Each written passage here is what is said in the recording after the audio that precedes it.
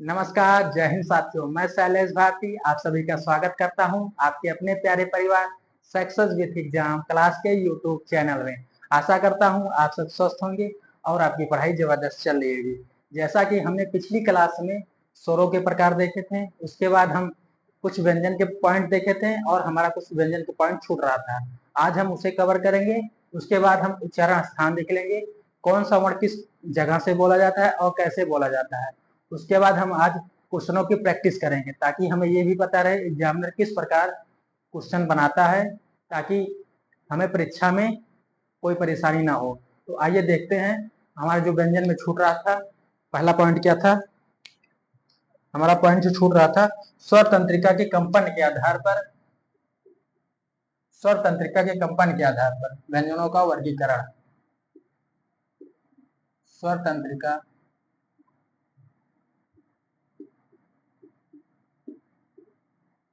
स्वर तंत्रिका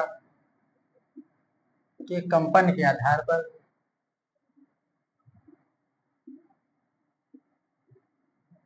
कंपन के आधार पर आधार पर आधार पर स्वर तंत्रिका की कंपन के आधार पर व्यंजनों का वर्गीकरण। व्यंजनों का व्यंजनों का वर्गीकरण।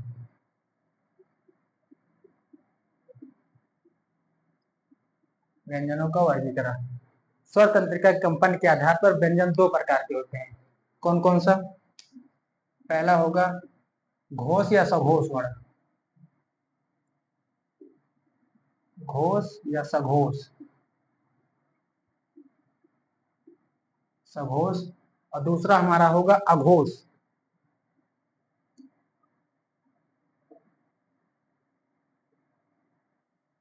अघोष।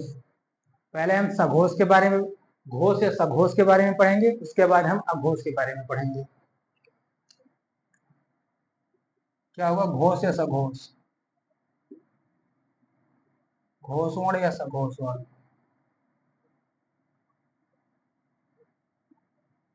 सघोष। घोष या सघोष, इसकी परिभाषा देख लेते हैं कैसे बोला जाता है। परिभाषा क्या बनती है इसकी? जिन वर्णों के उच्चारण में, परिभाषा होगा जिन वर्णों के उच्चारण में, जिन वर्णों के उच्चारण में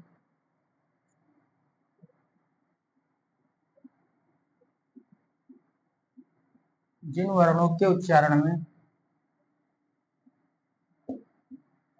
स्वर तंत्रिका में कंपन हो, स्वर तंत्रिका में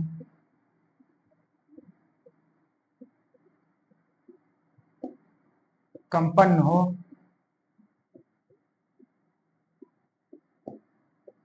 स्वर तंत्रिका में कंपन हो, उसे घोष या सघोष कहते हैं।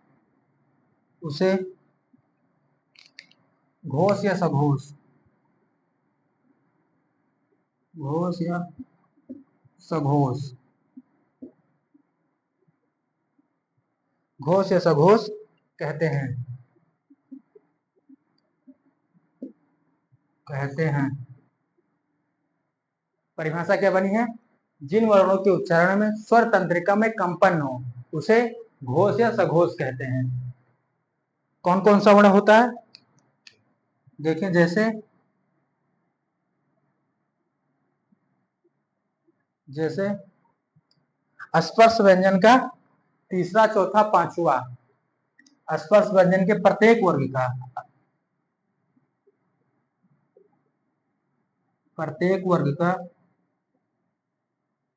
का तीसरा, चौथा और पांचवा, तीसरा, चौथा और पांचवा, इसके साथ साथ सभी स्वर, इसी में सभी स्वर आ जाते हैं। सभी स्वर और दो द्विगुण, ड ढ, दो द्विगुण,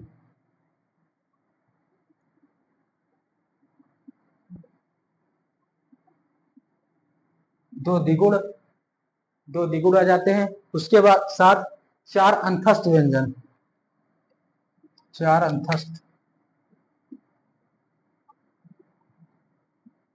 चार अंतस्थ व्यंजन, चार अंतस्थ व्यंजन, चार अंतस्थ व्यंजन, दो और आते हैं, हा और जा, हा और जा। जा कौन सा होगा? जा नुक्ता वाला होगा, जा होगा नुक्ता वाला। क्या बना? प्रत्येक वर्ग का तीसरा, चौथा, पांचवा सभी स्वर, दो द्विगुण, चार अंतस्थ और हा और जा नुक्ता वाला। वर्ग दे लेते हैं, कौन कौन से वर्ग का होगा। जैसे का वर्ग, का वर्ग,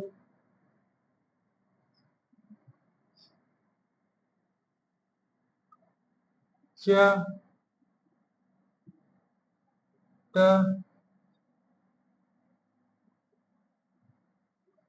का वर्ग, चा वर्ग, टा वर्ग, ता वर्ग, पा वर्ग।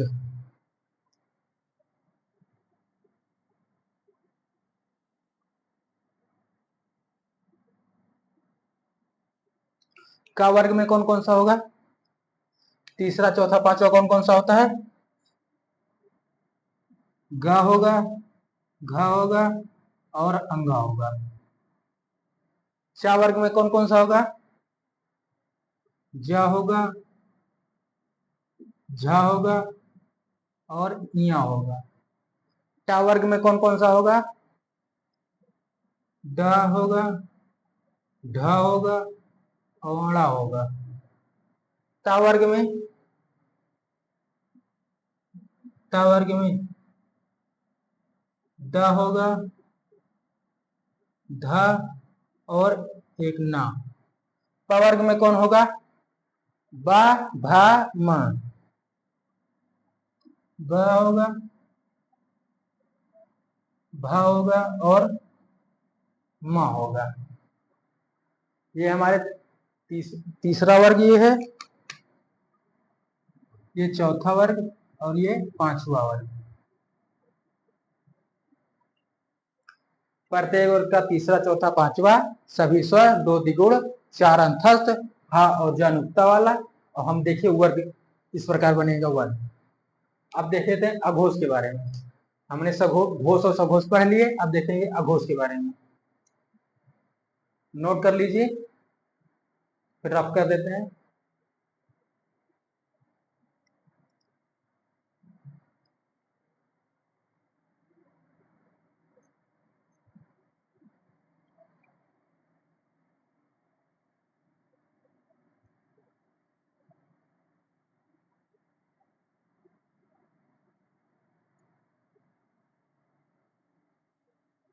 अब देखेंगे अघोष के बारे में।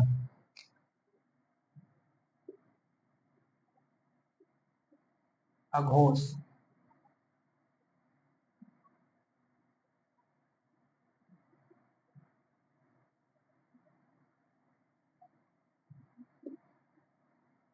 अघोष, अघोष की परिभाषा क्या बनेगी? अघोष की परिभाषा बनेगी, जिन वर्णों के उच्चारण में स्वर तंत्रिका में कंपन ना हो, उसमें कंपन हो, इसमें कंपन ना हो, उसे अघोष कहते हैं। क्या बनेगी परिभाषा? जिन वर्णों के, जिन वर्णों के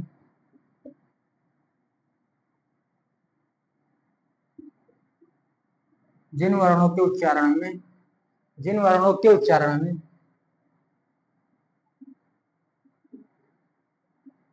जिन वर्णों के उच्चारण में स्वर तंत्रिका में कंपन ना हो, स्वर तंत्रिका में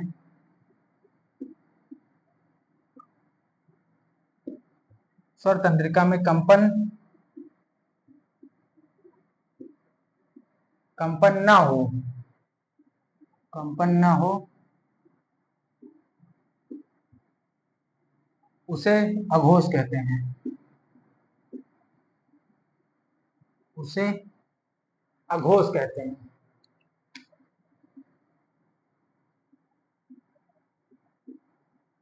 अघोष कहते हैं।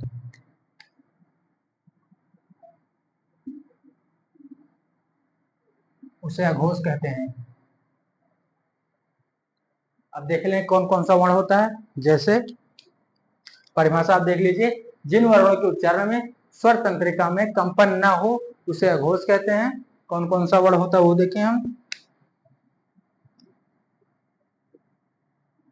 जैसे प्रत्येक वर्ग का पहला और दूसरा, तीसरा चौथा पांचवा तो अघोष सघोष में चला गया था, बचा दो, पहला और दूसरा, तो पहला दूसरा अघोष में। परिभाषा जैसे प्रत्येक वर्ग का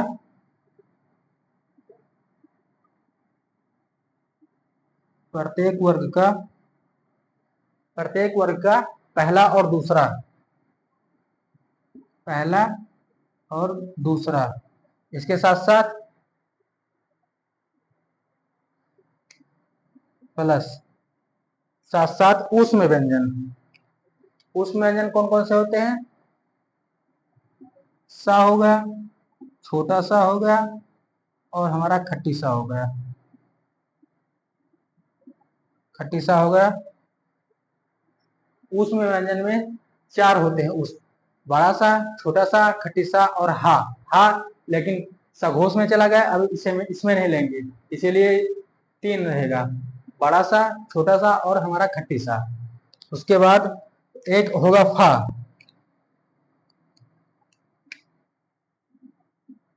फा होगा नुक्ता वाला, इसमें फा आएगा नुक्ता वाला। फा नुक्ता वाला फा। अघोष की परिभाषा क्या बनी है। जिन वर्णों के उच्चारण में स्वर तंत्रिका में कंपन न हो उसे अघोष कहते हैं।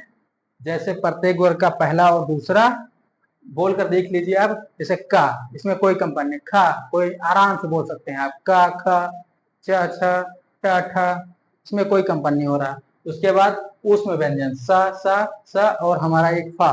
फा कौन सा होगा, नुक्ता वाला। वर्ग बनाकर देख लें। का वर्ग,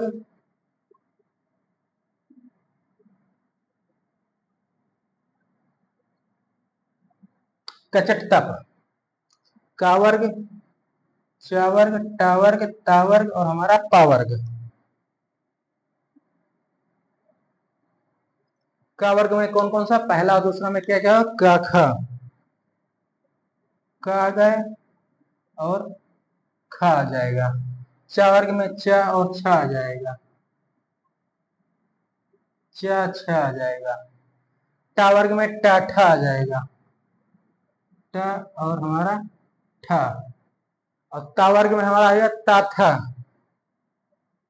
ता थ। और पा वर्ग में कौन कौन सा आएगा, पा था, पा फा। फा दो आ गया, एक यहाँ नुक्ता वाला है। ये फा बिना नुक्ता वाला है, ये फा नुक्ता वाला है। आगे हम देखें, यहाँ तक नोट कर लीजिए। ये हमारा व्यंजन का आखिरी पॉइंट था। अब इसके बाद हम उच्चारण स्थान देखेंगे। नोट कर लीजिए, इसके बाद आगे देखें।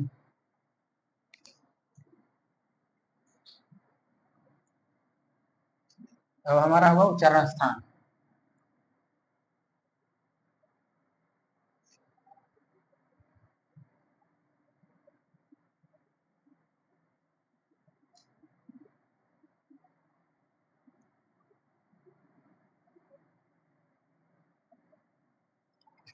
अब उच्चारण स्थान देखें।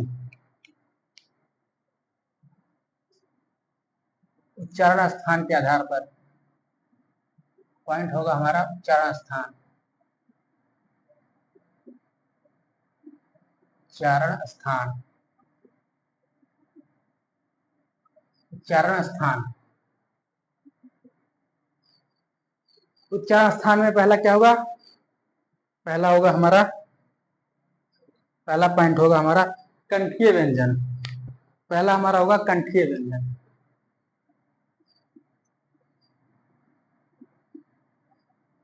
कंठीय व्यंजन,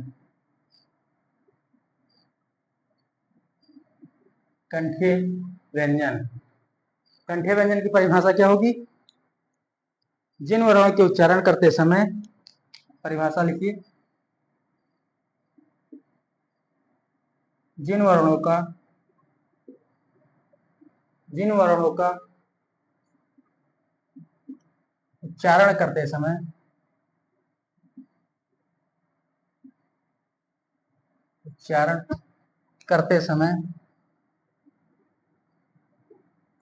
करते समय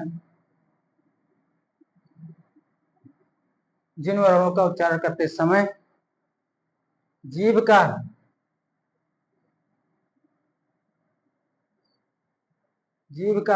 जिन वर्णों का उच्चारण करते समय जीभ का पिछला हिस्सा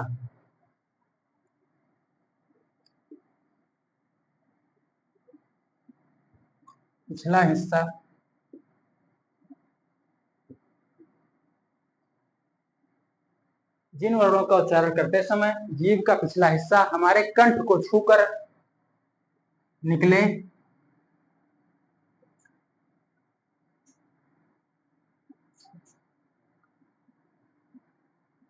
हमारे कंठ को छूकर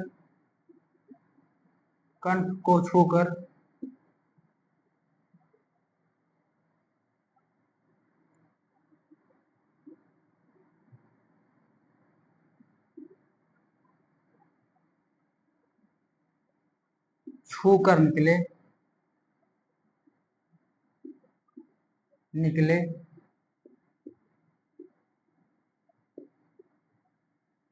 जिन वर्णों का उच्चारण करते समय जीभ का पिछला हिस्सा हमारे कंठ को छू कर निकले, उसे कंठीय व्यंजन कहते हैं। उसे कंठीय व्यंजन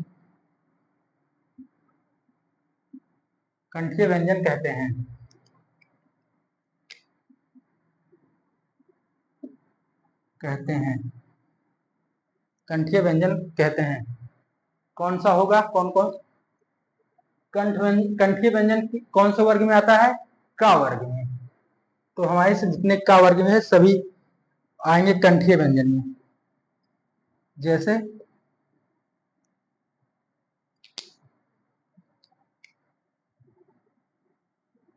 क,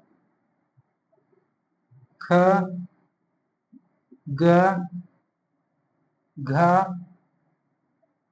और हमारा अंगा, ये हमारे कंठ से बोले जाते हैं। क, ख, ग, घ, अंगा, का वर्ग जितना आता है सब कंठीय वर्ग में आते हैं, कंठ से बोला जाता है। परिभाषा क्या है देख ले, जिन वर्णों के उच्चारण में करते समय जीभ का पिछला हिस्सा हमारे कंठ को छू कर निकले, कंठ कहाँ पर होता है? कंठ यहाँ पर होता है। कंठ को छू कर निकले उसे कंठीय व्यंजन कहते हैं। जैसे क, ख, ग, घ, आप का बोल कर देखिए, क यहां से लग रहा है ताकत थोड़ा, क, ख, ग, घ, इसलिए इसे कंठीय व्यंजन कहते हैं। अब हम देखेंगे इसके बाद देखेंगे तालव्य व्यंजन। तालव्य व्यंजन नोट कर लीजिए।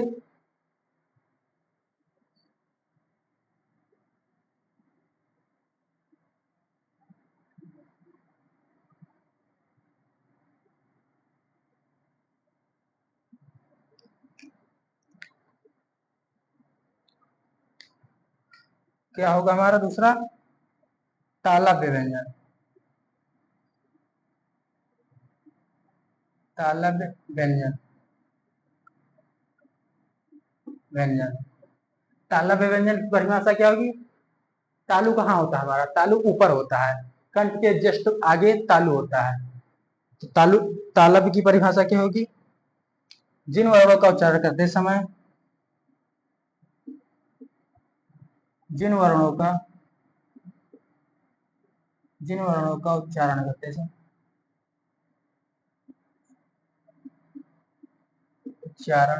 समय जिन वर्णों का उच्चारण करते समय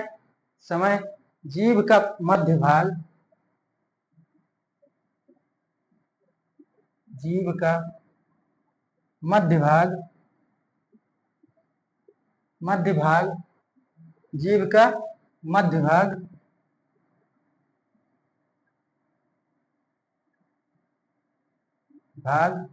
हमारे तालु में जाकर स्पर्श करे। जिन वर्णों का उच्चारण करते समय जीभ का मध्य भाग तालु को स्पर्श करे, तालु को स्पर्श स्पर्श करे, उसे उसे तालव्य व्यंजन कहते हैं। उसे तालव्य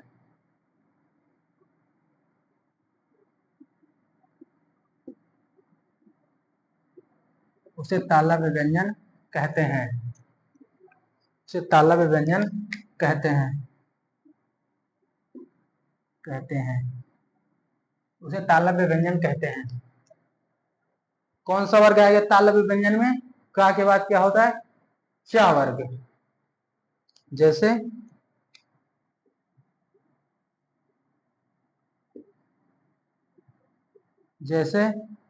चा वर्ग।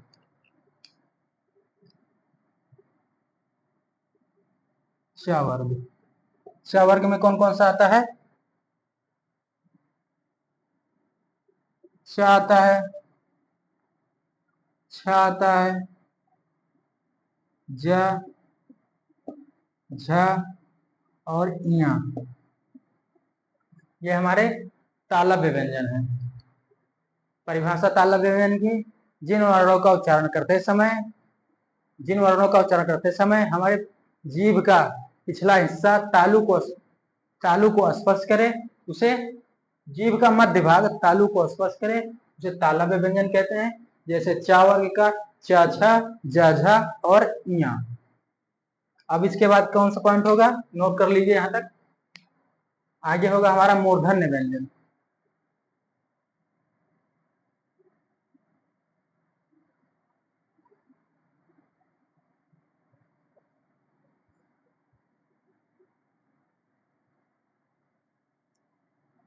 हमारा होगा मूर्धन्य व्यंजन। तीसरा होगा मूर्धन्य व्यंजन।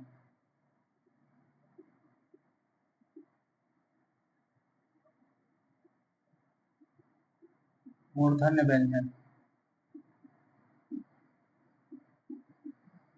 व्यंजन मूर्धन्य व्यंजन की परिभाषा क्या होगी? परिभाषा देखें। जिन वर्णों का उच्चारण मुख से हो, जिन वर्णों का उच्चारण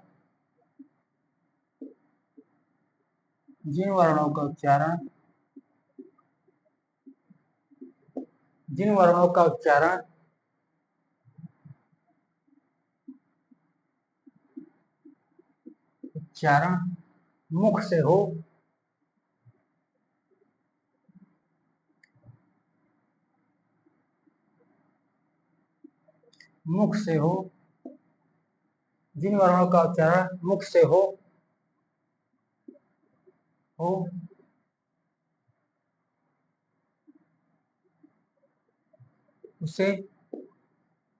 उसे मूर्धन्य व्यंजन कहते हैं। मूर्धन्य व्यंजन कहते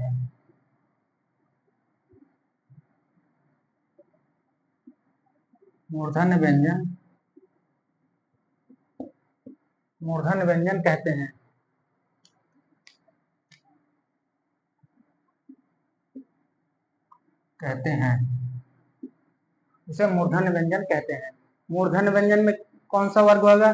का वर्ग हो गया हमारा, चा वर्ग हो गया, अब क, च, टा वर्ग हो गया। अब टा वर्ग, मूर्धन्य में टा वर्ग आएगा।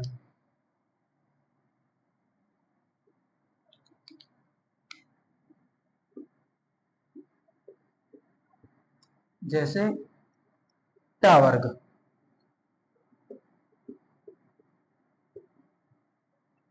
टा वर्ग में कौन सा आएगा?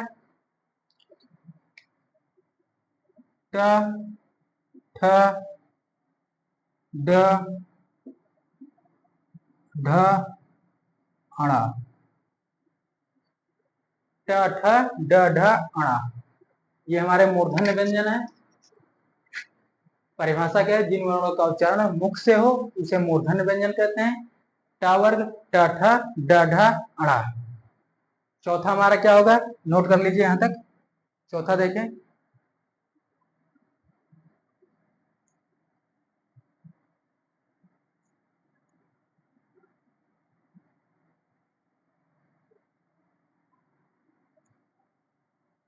चौथा हमारा होगा दंतीय व्यंजन। दंतीय व्यंजन, दंतीय व्यंजन,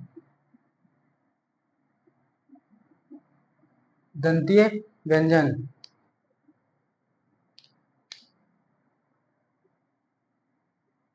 दंतीय व्यंजन, दंतीय व्यंजन की परिभाषा क्या होगी, परिभाषा देखें। परिभाषा होगा, जिन वर्णों का उच्चारण करते समय, जिन वर्णों का, जिन वर्णों का उच्चारण करते समय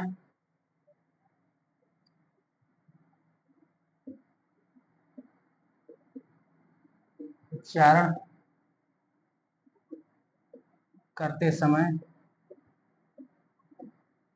जिन वर्णों का उच्चारण करते समय जीभ का,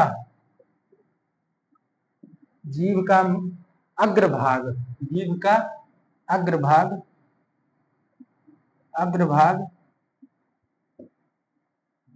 अग्रभाग ऊपर के दांतों को स्पर्श करे, जो ये है, ऊपर के दांतों को स्पर्श करे,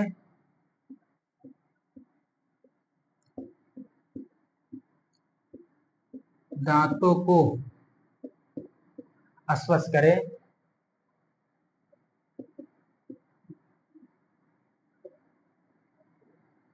स्पर्श करे, उसे दंतीय व्यंजन कहते हैं। उसे,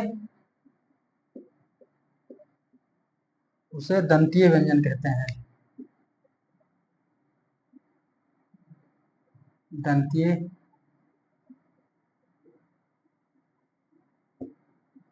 दंतीय व्यंजन कहते हैं।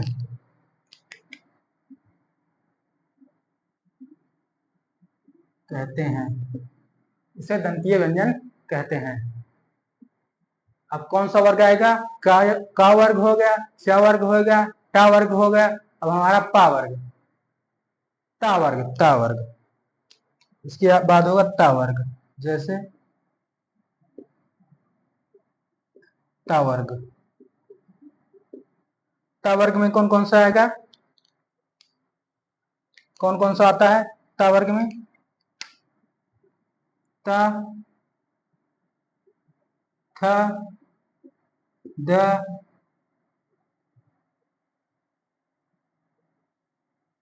ध और ना। ता वर्ग में है त, थ, द, ध, न। परिभाषा क्या है दंतीय व्यंजन की, जिन वर्णों का उच्चारण करते समय जीभ का अग्रभाग हमारे ऊपर के दांतों को स्पर्श करे, उसे दंतीय व्यंजन कहते हैं। इसमें होता ता वर्ग, त, थ, द, ध, न। अब देखेंगे पांचवा, नोट कर लीजिए यहां तक, उसके बाद पांचवी देखते हैं।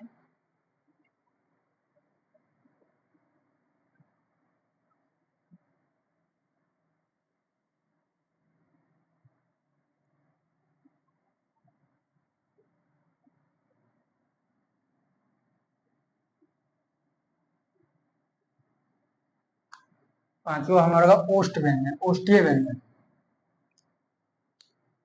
पांचवा हमारा होगा ओष्ठीय व्यंजन।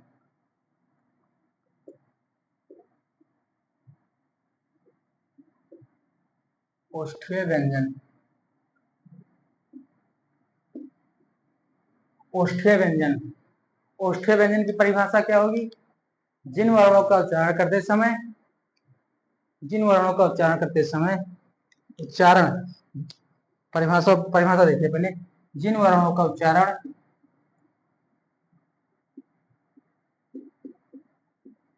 जिन वर्णों का उच्चारण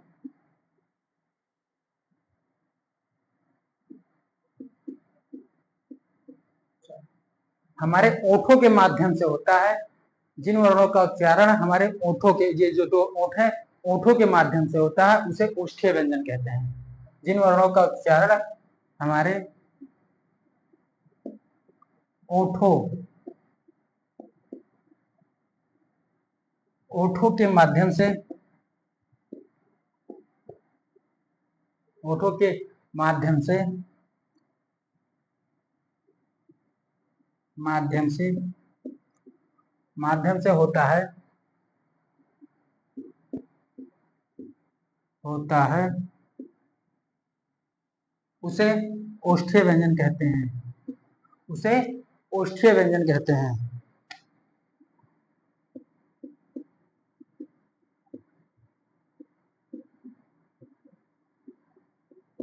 ओष्ठ्य व्यंजन कहते हैं। ओष्ठ्य व्यंजन कहते हैं।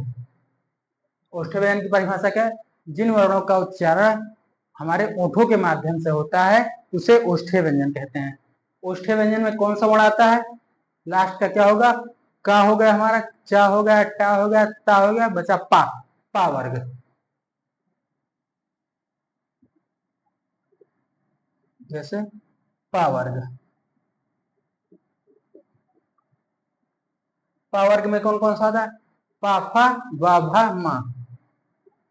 प, फा, ब, भ,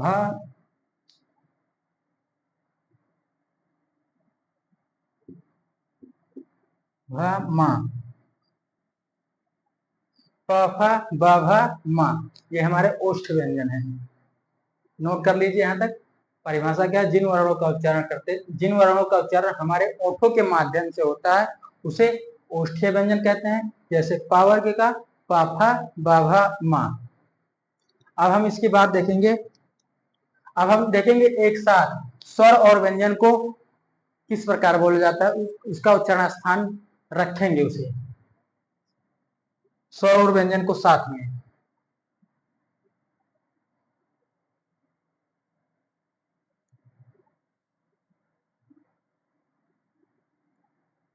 ये तो परिभाषा थी। अब देखेंगे कैसे बोला जाता है स्वर और व्यंजन को साथ में लेकर। अब देखेंगे स्वर को भी इसमें मिलाएंगे। पहला होगा हमारा, पहला होगा कंठीय व्यंजन।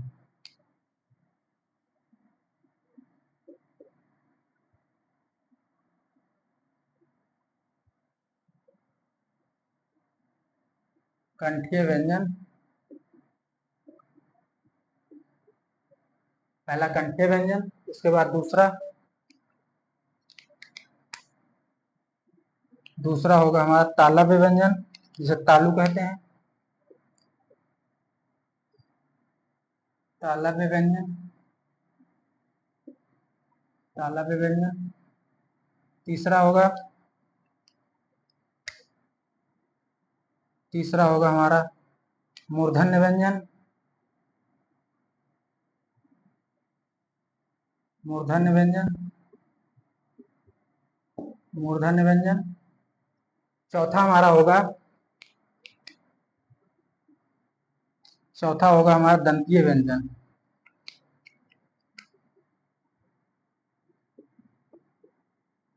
दंतीय व्यंजन, दंतीय व्यंजन। उसके बाद हमारा पांचवा होगा ओष्ठ व्यंजन, ओष्ठ्य व्यंजन। पांचवा होगा ओष्ठ्य व्यंजन।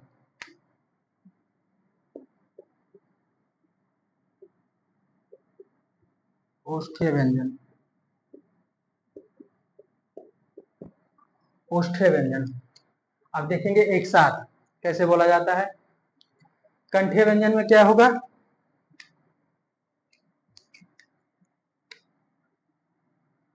का वो भी का होगा हलंत वाला का, क,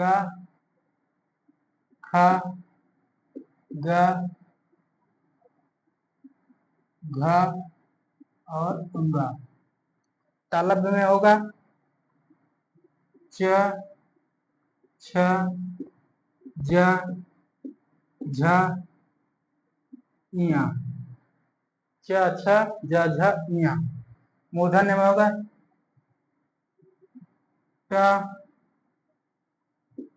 ठ, ड, ढ, और अणा। दंत में त, थ, द, ध, न। ओष्ठ में होगा प, फ, ब, भ, म। प, फ, ब, भ, म।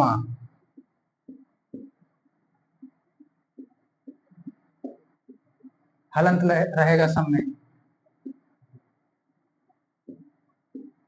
तभी व्यंजन की पहचान होगी। हलंत रहता है तो व्यंजन होता है, नहीं उसमें स्वर छुपा रहता है अगर हलंत नहीं रहेगा तो। अब देखेंगे इसके बाद स्वर किस प्रकार रखे हैं इसमें। स्वर, कंठ में कौन कौन सा स्वर आएगा? इसमें आएगा दोनों आ, छोटा और बड़ा, और हा भी आएगा, हा, और एक विसर्ग, विसर्ग, विसर्ग भी आएगा। इसके बाद तालव्य में कौन सा आएगा? तालव्य में आएगा, तालव्य में आएगा छोटी ई, साथ साथ बड़ी ई, और या, और बड़ा सा। तालव्य में कौन सा है? छोटी ई, बड़ी ई, या, और बड़ा सा। मूर्धन्य व्यंजन में कौन सा आएगा? मूर्धन्य व्यंजन में आएगा री, री आ जाएगा, रा जाएगा, और हमारा खट्टीसा आ जाएगा। री, रा, खट्टीसा मूर्धन्य में। और दंतीय व्यंजन में कौन सा आएगा? दंतीय व्यंजन में आएगा ल और सा, ल और सा।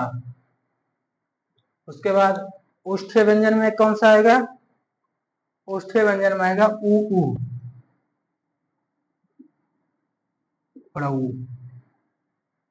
ये हमें व्यंजन और स्वर रहकर हैं। कंठीय व्यंजन में आएगा का वर्ग पूरा आएगा, इसके साथ आ, बड़ा आ, छोटा आ, और हा, और विसर्ग। विसर्ग कौन सा होता है? विसर्ग ये वाला, ये वाला विसर्ग। उसके बाद तालव्य व्यंजन में कौन सा आएगा? च, छ, ज, झ, ञ, ई, या, सा। मूर्धन्य व्यंजन में ट, ठ, ड, ढ, अड़ा, और री, रा, सा। इसे ऐसे डायरेक्ट याद कर लीजिए। आहा विसर्ज, ई, या, सा, री, रा, सा, ला, सा, और ऊ, ऊ। अब देखेंगे दो चार जो और छूट रहे हैं उसे देखें। जैसे हा को एक नाम से और जानते हैं, हा को काकल्य वर्ण भी इसे कहते हैं, काकल्य वर्ण, काकल्य वर्ण कहते हैं हा को, हा को काकल्य वर्ण कहते हैं। अब देखेंगे जो ए और ऐ आ गया, ई आ गया, या, सा आ गया, लेकिन अभी ए ऐ बचा हुआ है और एक दो आ ओ बचा हुआ है। तो जो ए और ऐ वो किस में जाएंगे? ए और ऐ किस में जाएंगे? कंठ तालव्य में। अभी बताएंगे कैसे जाएंगे कंठ तालव्य में। कंठ तालव्य,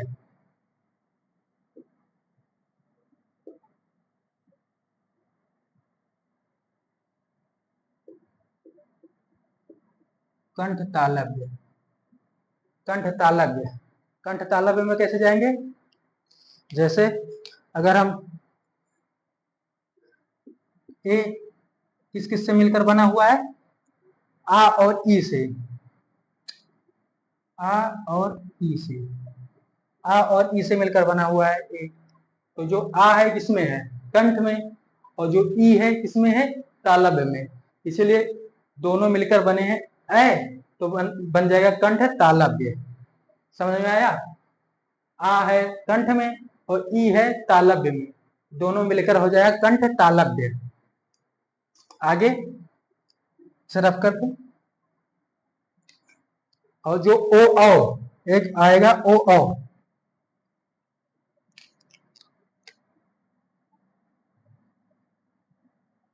ओ आओ, ओ आओ, ओ आओ को क्या कहते हैं? ओ आओ को कहते हैं कंठोष्ठ। कंठोष्ठ, अब बताएंगे कंठोष्ठ क्यों कहते हैं? कंठोष्ठ, कंठोष्ठ, कंठोष्ठ क्यों कहते हैं? ये भी मिलकर बना हुआ है। किससे मिलकर बना हुआ है? आ और ऊ से। जब आ और ऊ मिलता है तब औ बनता है। ओ औ औ बनता है, तो आ किस में आएगा? कंठ में। ऊ किस में आएगा? ओष्ठ में। इसीलिए इसे कंठ ओष्ठ, कंठ ओष्ठ। आ गया कंठ में और ऊ आ गया हमारा ओष्ठ में, इसीलिए होगा कंठोष्ठ। ओ औ कंठोष्ठ। और एक और है, यहां देखिए वाह। अभी वाह नहीं आया ना, अब वाह देख लेते हैं। वाह को,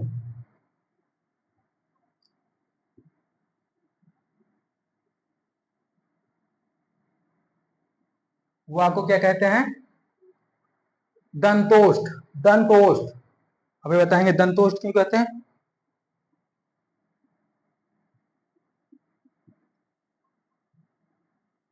दंतोष्ठ, दंतोष्ठ, इसे कहते हैं दंतोष्ठ। अब एक बार समझ लीजिए पूरा। कंठ, कंठीय व्यंजन में कौन कौन सा आएगा? पूरा का वर्ग आएगा, और छोटा आ, बड़ा आ, और हा। हा के क्या है? काकल्य वर्ण कहते हैं हा को। और विसर्ग, विसर्ग आएगा तालव्य में। चा वर्ग आएगा, ई आएगा, यासा आएगा। मूर्धन्य व्यंजन में टा वर्ग पूरा आएगा और री रा और खड़ीसा आएगा। दंतीय व्यंजन में ता वर्ग पूरा आएगा और ला और सा आएगा। ओष्ठ्य व्यंजन में पा वर्ग पूरा आएगा और ऊ और बड़ा ऊ आएगा। और जो छूट रहा था हमारा ए आए, उसे तालव्य कहते हैं, बताया हमने क्यों कहते हैं। उसके बाद ओ औ कंठोष्ठ कहते हैं, वा को दंतोष्ठ कहते हैं। बस इसे यहाँ रख लीजिए, ऐसे याद करना है। हमारा वर्णमाला आज यहीं समाप्त हो रहा है। अब हम इसके बाद देखें, क्वेश्चनों की प्रैक्टिस करें थोड़ा, ताकि हमें पता रहे किस प्रकार का प्रश्न बनते हैं। नोट कर लीजिए यहाँ तक पूरा, फिर क्वेश्चनों की प्रैक्टिस करें।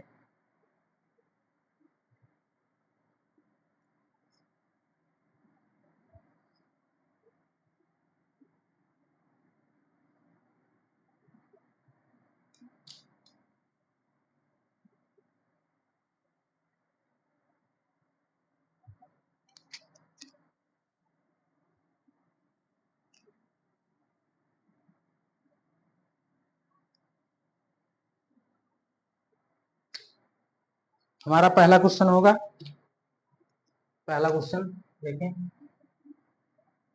पहला क्वेश्चन होगा हमारा, काकल्य वर्ण किसे कहते हैं? काकल्य वर्ण किसे कहते हैं?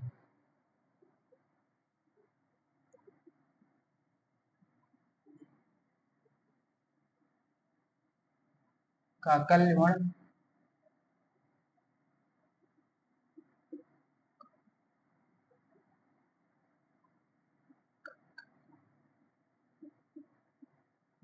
काकल्य वर्ण किसे कहते हैं?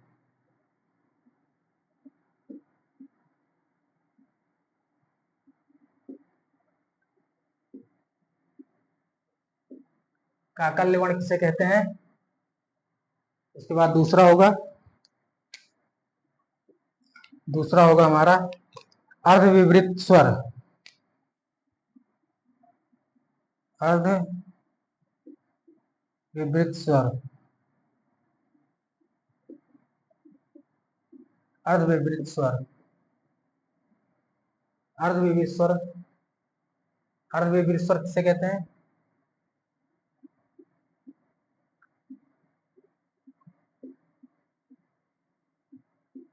अर्धविवृत स्वर किसे कहते हैं? उसके बाद हमारा तीसरा होगा,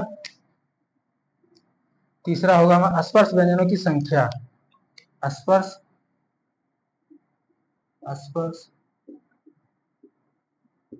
स्पर्श व्यंजनों की संख्या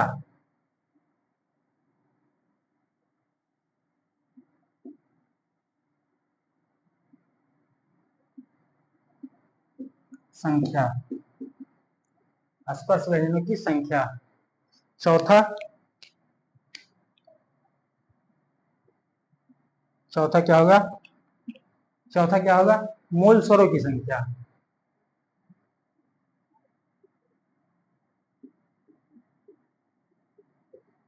स्वरों की संख्या, मूल स्वरों की संख्या। उसके बाद पांचवा क्या होगा? पांचवा क्या होगा?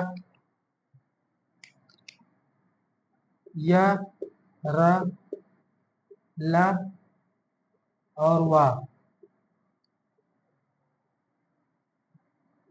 किस वर्ण के व्यंजन है? किस वर्ग के व्यंजन है?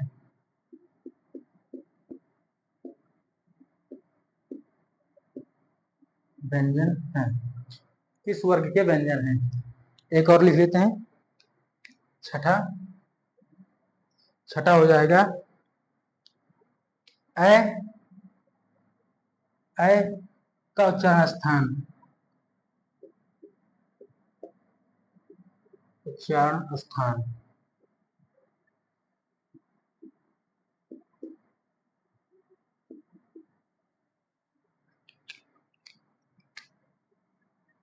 ए का उच्चारण स्थान। अब ये दीजिए आप, काकल्य वर्ण किसे कहते हैं? पहला बताइए आप लोग। काकल्य वर्ण हा को कहते हैं। काकल्य वर्ण किसे कहते हैं? हा को। अर्धविपरीत स्वर किसे कहते हैं? दूसरा बताइए। अर्धविपरीत स्वर ऐ को, ऐ को। उसके बाद स्पर्श व्यंजनों की संख्या कितनी होती है? स्पर्श व्यंजनों की संख्या 25। 25। मूल स्वरों की संख्या बताइए आप सब। मूल स्वरों की संख्या क्या होगी? 4, केवल 4, केवल 4। पांचवा बताइए। या, रा, लावा किस वर्ग के व्यंजन है? बताइए। या, रा, लावा किस वर्ग के व्यंजन है? अंतस्थ व्यंजन।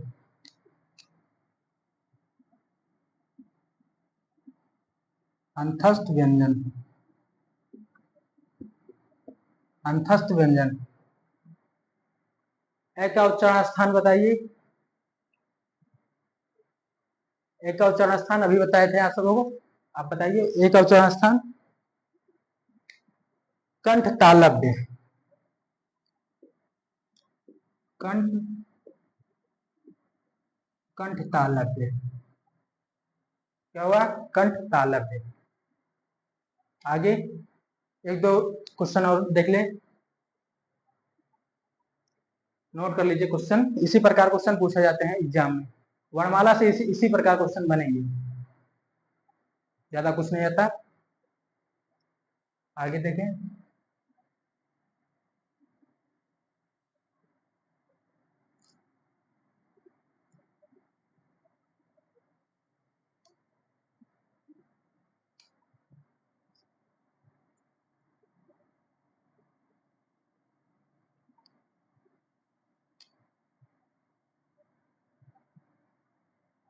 यही तो क्वेश्चन हम दे रहे हैं होमवर्क के लिए, आप बताना। जैसे हिंदी का मूर्धन्य ध्वनि किसे कहते हैं? सातवां हमारा होगा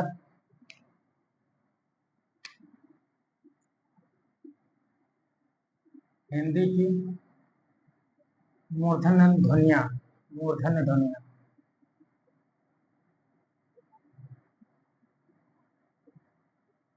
मूर्धन्य ध्वनिया, ध्वनि किसे कहते हैं? कहते हैं हिंदी की मूर्धन ध्वनियां किसे कहते हैं? आठवां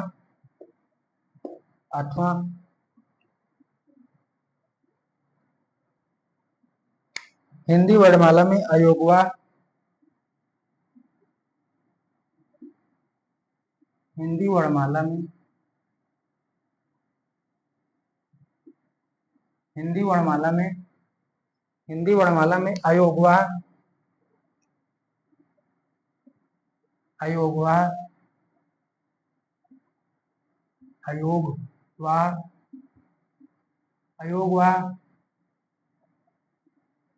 हिंदी वर्णमाला में अयोगवा कौन सा वर्ण का वर्ग है? अयोगवा कौन सा वर्ग का वर्ण है?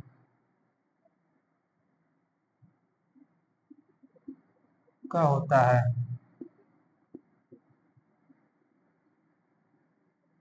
हिंदी वर्णमाला में अयोगवा कौन सा वर्ग का होता है?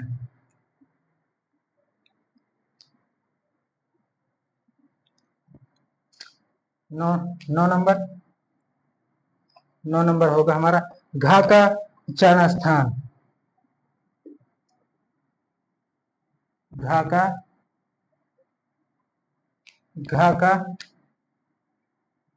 उच्चारण स्थान।